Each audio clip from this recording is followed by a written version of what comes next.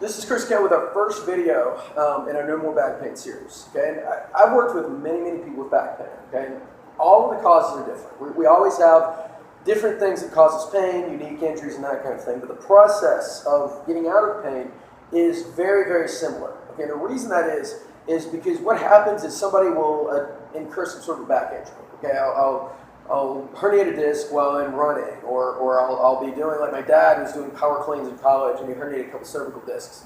Okay, all different kinds of things.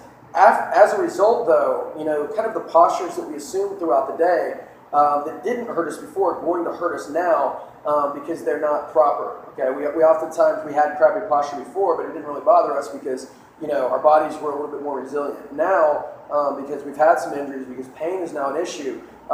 That's the one thing that we can change, okay, is the positions that we adopt throughout the day, okay? So one of the big causes of, back pain, particularly for people who have, more pain at the end of the day than in the beginning, is kind of hitting the end ranges of our spine, okay? And what that means is that if I go to pick something up, all right, I just round my back, okay, and I stand up, okay? That's torquing my back, okay? That's kind of, that's creating trauma when I kind of hit the end ranges of the spine. That's tweaking my joint, and that's creating some tension, okay, particularly when we are, currently in pain, okay, or, maybe I twist, like this to pick something up or whatever with just no mindfulness of where my spinal position is.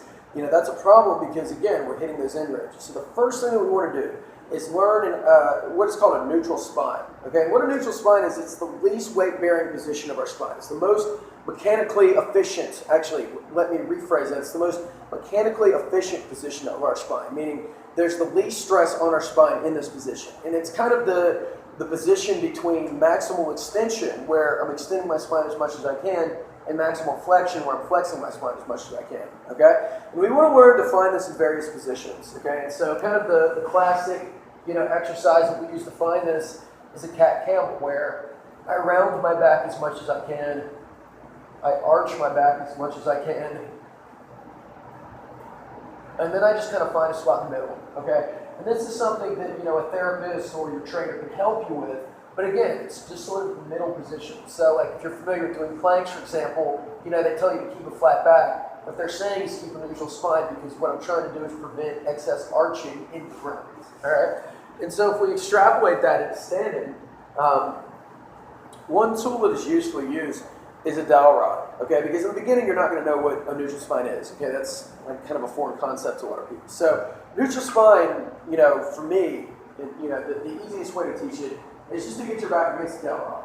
Okay, and so with this, what I have is my sacrum, okay, my middle back, and my head against the stick. Okay, so everything is nice and lined up. Okay, and oftentimes when we have poor posture, you'll see somebody whose head is way forward of kind of their body, or the back is way arched off the stick, or the upper back is kind of rounded in this kind of kyphotic posture.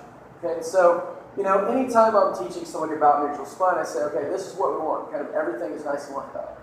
Am I going to stand like this all the time? No. Okay, that's not it's a construct to help me to kind of learn to stay neutral. But certainly in the beginning, when I'm picking things up, when I'm bending over, that kind of thing, maintaining a neutral spine is super important. Okay, and so an exercise that you can learn to kind of begin to reestablish good mechanics of your body is just standing against a stick.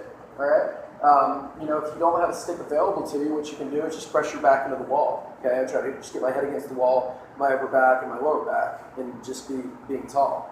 And what I like to do is just have them stand here, kind of, feel what this looks like. All right, and then just kind of, hold in this weight-bearing position. Okay, this is again, you're not always going to be able to stand like this, but it's a start. Okay, now when I'm going to pick something up, the next step would be to get my dowel rod on my back, keeping everything against my back. I'm leaning forward. Okay, I'm coming back. Okay, I'm not actually picking anything up yet. But we call this a waiter's bow. Okay, the reason I'm doing this is just, again, I'm just practicing good mechanics when I am bending something over. And this is a big departure from somebody that does, this and just rounds their back. And what I often see is people will kind of do this, where their back stays on the stick, but the head will come off the stick. All right. Problem is the head is going to pull everything along with it. So You can pick up a dowel rod at your local hardware store, but what we want to build to is sort of getting the stick on my back, being able to bend over, and so when we do have something we're picking up, we can just kind of learn that, eventually, just kind of becomes second nature. What I like to think about with that is kind of just sucking my head back into my body, dropping my ribs so I flatten my back out, leaning forward so everything is kind of nice in line, getting my hands on this and standing up.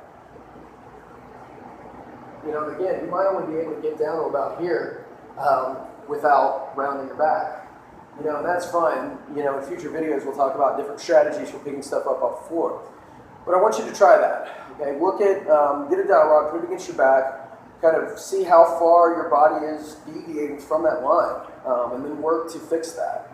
Practice holding your body against the wall. Kind of look at your weak link. Is it the fact that your head is leaning forward? Do you find that your back is arching a lot, or maybe it's rounded? Try to get everything in neutral as much as you can against the stick. And then start to practice your weightish bows. Don't pick up anything until you're good, and then eventually lean forward, pick it up. In our next video, I'm going to talk about keeping your abs on and kind of turning that stuff back on to assist in this process. But practice that. That's going to be your first step. And that's going to help you to, again, minimize the stress on your back in daily life.